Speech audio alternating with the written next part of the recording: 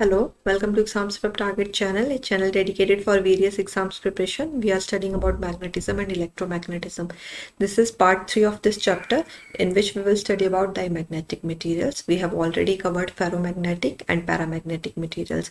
तो I hope आप उन दोनों लेक्चर्स को देख के आए हैं क्योंकि कुछ बेसिक टर्म्स हम उस लेक्चर से उठाएंगे कि किस तरह से हम इन मटेरियल्स को अप्रोच करते हैं। पहले हम ये देखेंगे कि इनमें क्या डाइपोल मूवमेंट है, क्या पेयर्ड इलेक्ट्रॉन्स हैं, अनपेयर्ड इलेक्ट्रॉन्स है, ये इलेक्ट्रॉन्स किस तरह से मैग्नेटिक फील्ड में बिहेव करते हैं। इस सब्सटेंस को, इस मटेरियल को अगर मैं मैग्नेटिक फील्ड में रख दूं तो इसमें इसमें क्या चेंजेस आ रहे हैं। फिर जब मैग्नेटिक फील्ड को हटा दें तब मटेरियल में क्या हो रहा है। ये सारी चीजें हम देखते आए हैं प्रीवियस दो मटेरियल्स की, फेरोमैग्नेटिक और पैरामैग्नेटिक की। देन हम ससेप्टिबिलिटी की बात करते हैं, हम रिलेटिव परमेबिलिटी की बात करते हैं। ये चीज़ें, इनकी डेफिनेशंस आपको क्लियर होनी चाहिए। फिर इस मटेरियल के लिए हम देखेंगे कि ससेप्टिबिलिटी क्या है, पॉजिटिव है, नेगेटिव है, रिलेटिव परमेबिलिटी को किस तरह से डिफाइन करते हैं। देन रिलेटिव परमेबिलिटी हम देखेंगे कि इसकी, इस मटेरियल की कितनी है। देन हम ये देखेंगे कि टेम्परेचर के साथ इस मटेरियल की क्या प्रॉपर्टीज टेम्परेचर पे डिपेंड करती हैं या नहीं करती हैं। तो यही सारे फैक्टर्स हमने प्रीवियस मटेरियल्स के भी देखे हैं। तो मैं ये मान के चल रही हूँ कि आपको आपने वो दोनों लेक्चर देखे हैं या नहीं भी देखे हैं, तो आपको ये जो चीज़ें, ये जो टर्म्स मैंने अभी बताई, जैसे susceptibility, magnetic susceptibility, magnetization, relative permeability, ये चीज़ें सारी क्लियर है। एक बेसिक सा आइडिया आपको इनके बारे में है, तभी आप इस लेक्चर को कंटिन्यू करेंगे, तभी आपको ये इजीली समझ आएगा। अगर आपको इन चीज़ों के बारे में नहीं पता है तो कमेंट सेक्शन में, डिस्क्रिप्शन बॉक्स में आपको उन लेक्चर्स का लिंक मिल जाएगा। आप उन लेक्चर्स को जाके देखिए जिनमें हमने इन डेप्थ स्टडी कर रखा है। फिर इसके बाद हम एक और लेक्चर डिस्कस करेंगे, part 4 of this lecture of this chapter, in which we will differentiate this material कि जो भी चीज़ें हमने पढ़ी, जैसे ससेप्टिबिलिटी पढ़ी, हमने रिलेटिव परमेबिलिटी पढ़ी, हमने देखा कि क्या डाइपोल मूवमेंट्स हैं, तो वो इन सारे फैक्टर्स के बेसिस पे हम देखेंगे कि कौन सा मटेरियल किस तरह से एक्ट कर रहा है। वो चीज़ें हम देख तो चुके हैं, बट हम एक क्विक रिवीजन करेंगे, हम डिफ्रेंशिएट करेंगे कि एक मटेरियल में ऐसा हो रहा है तो दूसरे में किस तरह से हो रहा है, और जैसे डाया में ऐसा हो रहा है तो पैरा में कैसा हो रहा है और फेरो में कैसा हो रहा है। तो आप नेक्स्ट लेक्चर को भी ज़रूर देखिएगा, जिसमें हम कंक्लूजन देंगे। बिल्कुल जो चीज़ें हमने पढ़ी हैं, जो भी चीज़ें अभी तक हो जाएंगी तीनों मटेरियल्स की, उनका कंक्लूजन आपके पास आएगा। तो चलिए शुरू करते हैं डायमैग्नेटिक मटेरियल। ठीक है, अभी तक जो हमने पैरामैग्नेटिक और फेरामैग्नेटिक मटेरियल्स पढ़े हैं, हम उनमें कहते हैं कि उनमें परमानेंट मैग्नेटिक डाइपोल या एटॉमिक डाइपोल्स रहते हैं। बट डायमैग्नेटिक मटेरियल्स में परमानेंट डाइपोल्स नहीं रहेंगे, एटॉमिक डाइपोल्स नहीं है, क्योंकि यहाँ अनपेयर्ड इलेक्ट्रॉन्स नहीं है। जब हमने पैरामैग्नेटिक मटेरियल की डिस्कशन करी थी, हम कहते थे पैरामैग्नेटिक मटेरियल में कुछ अनपेयर्ड इलेक्ट्रॉन्स रहते हैं, उसकी वजह से उसमें मैग्नेटाइजेशन की वैल्यू 0 नहीं आती थी। ठीक है, जब हमने फेरोमैग्नेटिक मटेरियल पढ़ा था, हमने ये कहा था कि उसमें कुछ डोमेन्स हैं आपका, और उसकी वजह से डोमेन्स में एक पर्टिकुलर डायरेक्शन में ये एक्सिस, मैग्नेटिक एक्सिस इंक्लाइंड है, और उसकी वजह से कुछ एक स्पॉन्टेनियस नेट मैग्नेटाइजेशन आ रही थी। बट ओवरऑल मैग्नेटाइजेशन इस केस में भी 0 थी, क्योंकि इसमें एक डोमेन में एक डायरेक्शन में रहेगा, दूसरी किसी डोमेन में अपोजिट डायरेक्शन में रहेगा, और ओवरऑल मैग्नेटाइजेशन जो है मटेरियल में 0 हो जाएगी। बट पैरामैग्नेटिक में कुछ वैल्यू आती है जो कि बहुत स्मॉल होती है।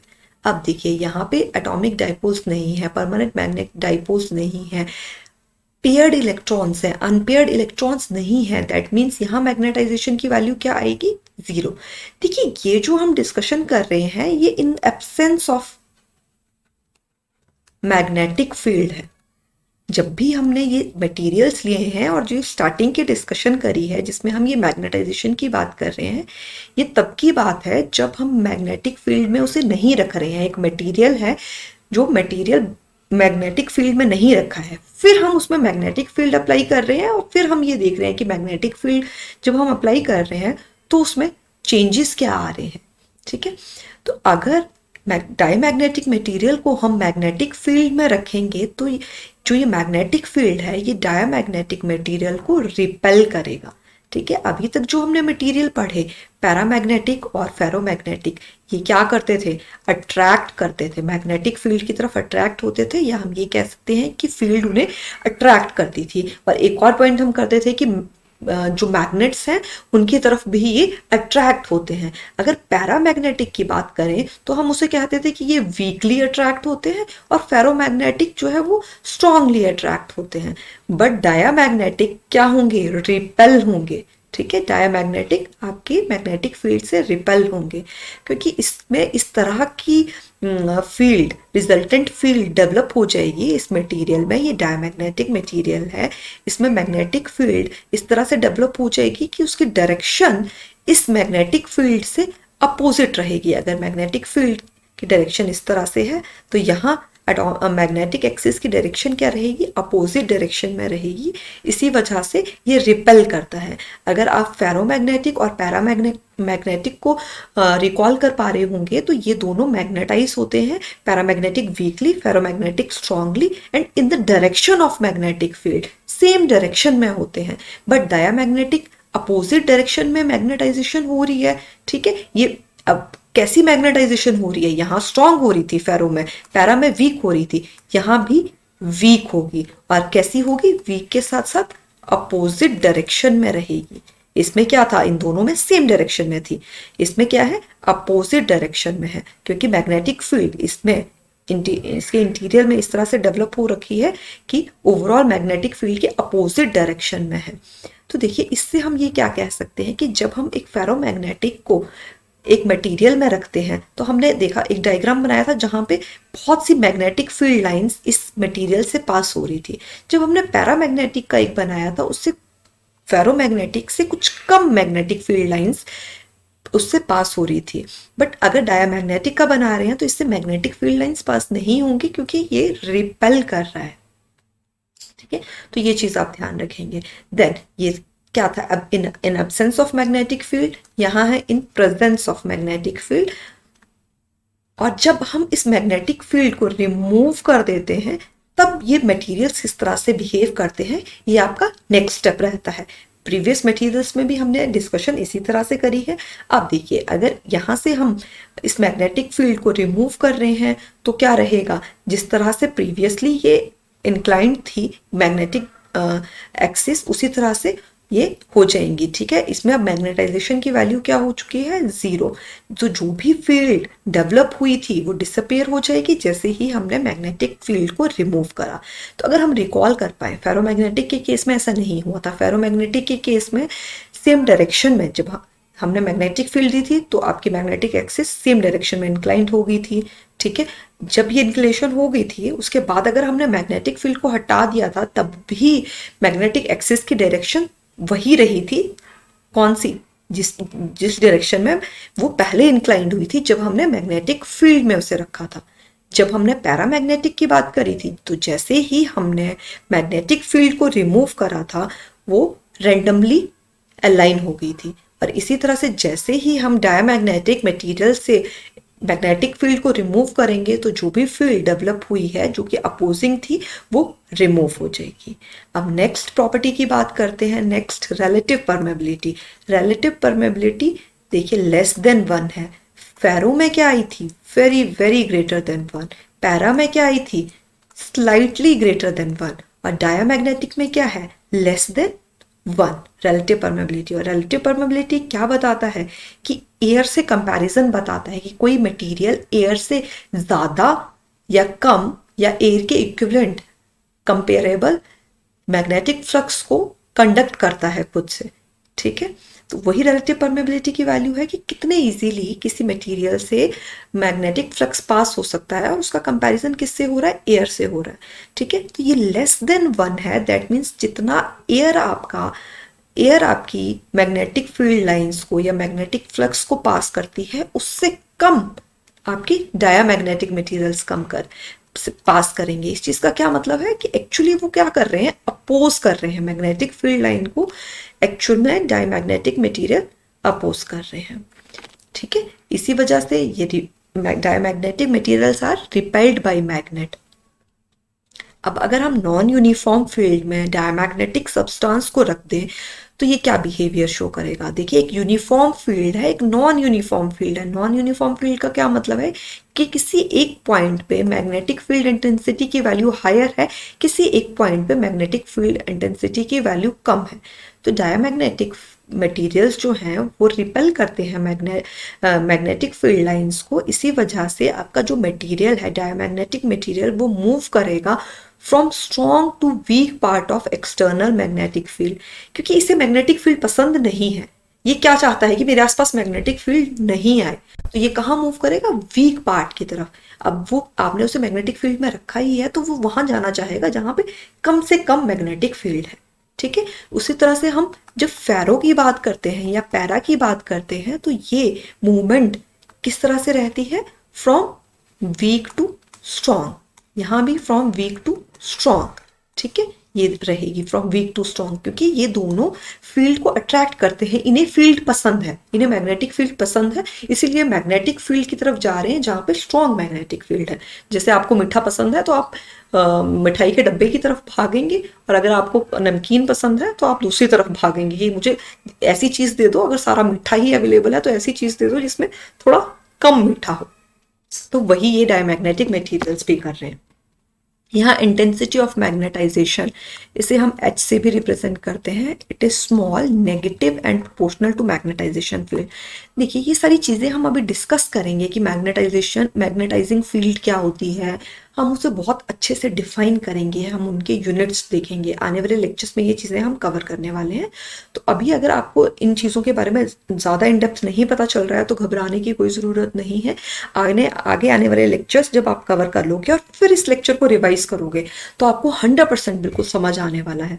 ठीक है, अब देखिए, हम बात करते हैं H और I की। ये मैग्नेटाइजेशन है I की वजह से। सपोज ये एक क्वाइल है, ठीक है, यहाँ I आ रहा है। हमने ये चीज़ देखी थी जब हमने इंडक्टर का लेक्चर पढ़ा था। हमने ये कहते हैं कि जब एक करंट है, AC करंट है, जिसकी सपोज वैल्यू चेंज हो रही है, उसकी वजह से अकॉर्डिंग टू फैराडे लॉ एक क्वाइल में मैग्नेटिक फील्ड इंड्यूस हो जाती है।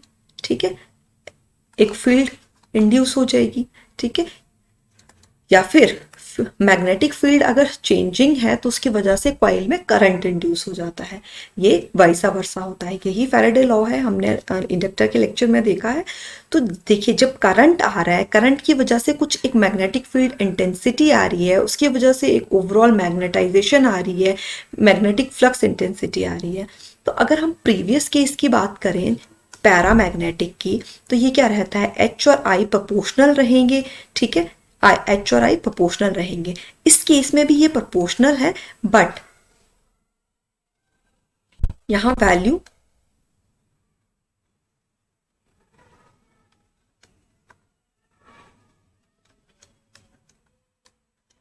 नेगेटिव है।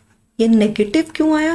क्योंकि देखिए, हमने अभी जितनी भी डिस्कशन करी, हमें पता है कि डायमैग्नेटिक मटेरियल से मैग्नेटिक फील्ड लाइन या मैग्नेटाइजेशन रिपेल होती है। इसी वजह से ये आपका रहेगा ग्राफ डायमैग्नेटिक मटेरियल का और ये पैरामैग्नेटिक मटेरियल का। यही चीज़ें हम नेक्स्ट लेक्चर में जब कंक्लूजन करेंगे तो उसमें भी ये चीज़ें हम देखने वाले हैं। ठीक है, मैग्नेटिक ससेप्टिबिलिटी, जिसे हम साई M या फिर साई से रिप्रेजेंट करते हैं, ये चीज़ क्या रहेगी इस केस में? Small and negative. नेगेटिव कैसे आई? देखिए, हम ये क्या कहते हैं? Mu R -1। मैग्नेटिक ससेप्टिबिलिटी का ये फॉर्मूला हम देख चुके हैं। अगर हम ये कह रहे हैं कि mu r is less than 1 है, दैट मीन्स ये सपोज 0.5 है, तो 1 ये वैल्यू क्या आई? Minus of 0.5।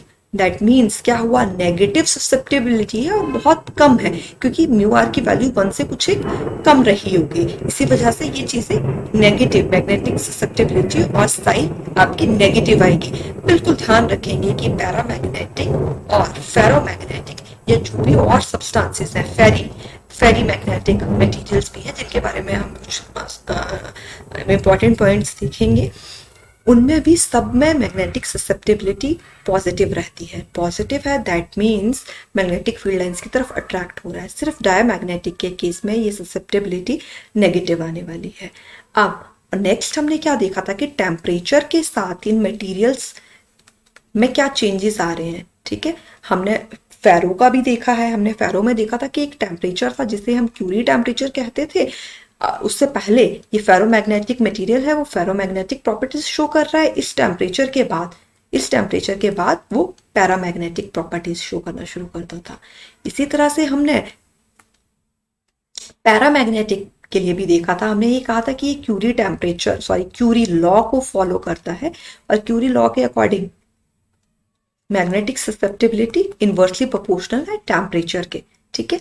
But diamagnetic material जो है they are independent of temperature, ये टेम्परेचर पे डिपेंड नहीं करेंगे। दैट मीन्स ये क्यूरी लॉ को फॉलो नहीं करते हैं।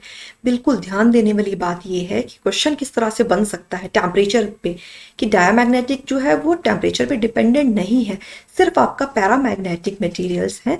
और फेरो भी टेम्परेचर पे डिपेंड करते हैं, वो एक पर्टिकुलर टेम्परेचर पे डिपेंड करते हैं। इस टेम्परेचर से अगर वैल्यूज कम है तब प्रॉपर्टीज वो एक सेम तरह की प्रॉपर्टीज शो कर रहे हैं। इस टेम्परेचर पे वो फेरो से पैरा बन चुके हैं। और क्यूरी लॉ कौन सा मटेरियल फॉलो करता है? पैरामैग्नेटिक। तो ये चीज़ें आपको एसोसिएट करने आनी चाहिए। इसी में एग्जामिनर आपको कंफ्यूज करेगा और इसी तरह के क्वेश्चंस आएंगे।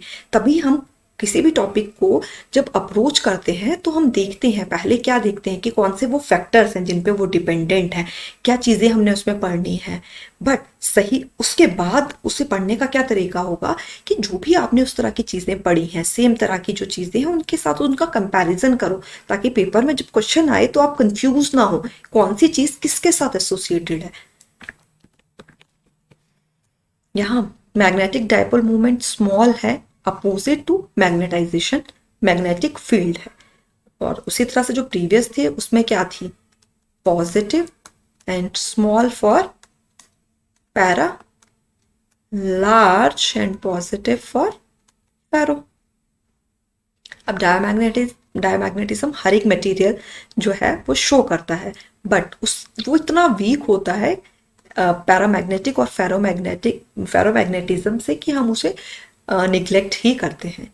इसके एग्जांपल्स रहेंगे mercury, zinc, bismuth, silver, gold, antimony, marble, water, glass and एनएसिया। तो ये सारी चीज़ें आपको पता होनी चाहिए। कई बार क्वेश्चन इतनी डिस्कशन जो हमने करी है उस पर ना होके कई बार सिंपल सा इस तरह का क्वेश्चन आ जाएगा कि फॉलोइंग मटीरियल्स हैं, इनमें से डायमैग्नेटिक कौन सा है, ठीक है, या इनमें से डायमैग्नेटिक कौन सा नहीं है। तो ये चीज़ें भी आपको क्लियर होनी चाहिए। अब इसके साथ डायमैग्नेटिक मटेरियल्स के साथ हम सुपर कंडक्टर्स को भी एसोसिएट करते हैं। सुपर कंडक्टर्स ऐसे डायमैग्नेटिक मटेरियल है जिसमें परफेक्ट डायमैग्नेटिज्म हो रहा है। परफेक्ट डायमैग्नेटिज्म का क्या मतलब है? म्यू आर 0 हो गया, हम क्या कह रहे हैं डायमैग्नेटिज्म के लिए? लेस देन 1 है। अगर mu r is exactly equal to 0 हो गया है तो ससेप्टिबिलिटी, मैग्नेटिक ससेप्टिबिलिटी की वैल्यू क्या आएगी? Mu R -1। साई की वैल्यू क्या हो जाएगी? -1। तब आपकी डायमैग्नेटिक मटेरियल्स को हम सुपर कंडक्टर्स कहते हैं, जिनमें रेजिस्टिविटी है ही नहीं, रेजिस्टेंस है ही नहीं, वो कंडक्ट ही करते जा रहे हैं। नेक्स्ट हम पढ़ेंगे माइजर इफेक्ट, ठीक है। ये चीज़ एसोसिएटेड है आपके सुपर कंडक्टर से ही। देखिए, और फैराडे लॉ से हमने ये चीज़ करी है कि देखिए, जब हम permanent magnet, if a permanent magnet is brought near a superconductor, suppose ये एक परमानेंट मैग्नेट है और एक कुछ सुपर कंडक्टर है, सपोज एक वायर ही है जो कि जिसकी कंडक्टिविटी अप्रोक्सीमेटली इनफाइनाइट है। अगर मैं इस मटेरियल को मूव कर रही हूँ, इस परमानेंट मैग्नेट को इसके पास लेके आ रही हूँ, तो क्या क्या इसमें करंट इंड्यूस होगा? बिल्कुल इंड्यूस होगा। फैराडे लॉ के अकॉर्डिंग, ये चीज़ हम डिस्कस कर चुके हैं प्रीवियस लेक्चर्स में। तो इसमें फैराडे लॉ के अकॉर्डिंग कुछ करंट इंड्यूस होगा, और इस परमानेंट मैग्नेट की वजह से कुछ मैग्नेटिक फील्ड लाइंस आ रही होंगी, वही इसके साथ लिंक हो रही होगी, ठीक है, वही उन्हीं में चेंज आ रहा होगा, कुछ मैग्नेटिक फ्लक्स में चेंज आ रहा होगा, उसी वजह से यहाँ कुछ करंट इंड्यूस होगा। और एक इसी के साथ एसोसिएटेड हमने लेंजेस लॉ भी पढ़ा है, उसके अकॉर्डिंग ये करंट इस तरह से इंड्यूस होगा कि ये कॉज ऑफ प्रोडक्शन, और कॉज ऑफ प्रोडक्शन क्या है? This magnetic change in magnetic field lines इससे अपोज करेगा। इसी वजह से देखिए, ये अपोज कर रहा है, इसी वजह से क्या होगा? N applied magnetic field is expelled by super conductors means in दोनों में क्या हो रहा है, रिपल्शन हो रहा है। ये मैग्नेटिक फील्ड अगर इस कॉइल के पास आ रहा है, उसी वजह से करंट हो रहा है, तो इसका पास आना इस करंट का को की प्रोडक्शन का कॉज है। तो ये क्या करेगा, इसे रिपेल करेगा, तभी लेंजिस लॉ फॉलो होगा। ये अगर पास आ रहा है तो ये इसे क्या कर रहा है, रिपेल कर रहा है। ठीक है, तो ये आपका क्या है, सुपर कंडक्टर। इसी को आप माइजर इफेक्ट कह रहे हैं। ठीक है, तो इसी इफेक्ट के अकॉर्डिंग आपका जो भी डायमैग्नेटिक, जो भी सुपर कंडक्टर है, ये परफेक्ट डायमैग्नेट की तरह बिहेव कर रहा है। उसका क्या मतलब है, म्यू आर की वैल्यू 0 हो चुकी है। तो अगर आपको ये लेक्चर पसंद आया है, इसे लाइक करना मत भूलिए। ठीक है, एक कॉन्फिडेंस बना रहता है कि आपको हमारे ये लेक्चर्स जो हैं वो पसंद आ रहे हैं। कमेंट करके बताइए, कोई भी दिक्कत है तो वो कमेंट करके बता सकते हैं। अगर कमेंट नहीं करना है, मेल कर सकते हैं examsprep@gmail.com में। इस वीडियो को अपने फ्रेंड्स के साथ शेयर कीजिए, उनकी भी हेल्प कीजिए। और अगर अभी तक चैनल सब्सक्राइब नहीं करा है तो चैनल को सब्सक्राइब भी कर लीजिए। नेक्स्ट लेक्चर ज़रूर देखिएगा, क्योंकि उसमें हम तीनों मटेरियल्स में डिफरेंसेस देखेंगे और सिमिलैरिटीज़ देखेंगे। Thank you.